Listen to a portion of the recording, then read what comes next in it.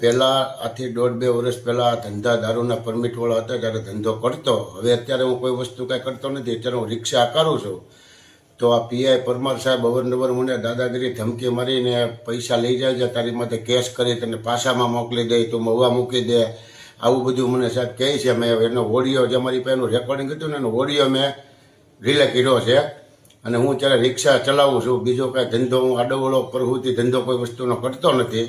હું શાંતિથી મારો ધંધો કરું છું. હું મારા મમ્મીને દવાખાને લઈ ગયેલો તો ત્યાં મને ફોનમાં જેમ ફોન બોલવા મળ્યા, તું પૈસા દે, ગમે એ કર, અમારા કામથી જવાનું છે એટલે 40-50 હજાર રૂપિયા તું કરી દે, બંગાળ જવાનું છે 40-50 હજાર રૂપિયાની તો વ્યવસ્થા મને કરી દે, નકર પછી એ કહે કે હું મારી રીતે બધી કાર્યવાહી કરું.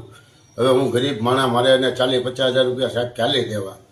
પછી મેં અહીંયા વાત કરી પણ કોઈ મારું માન્યા નહીં. બરાબર, કહી દેશું એમ કીધું. પછી હું એસીબીમાં ગયો. એસીબીમાં જઈને મેં એને ફરિયાદ કરી છે.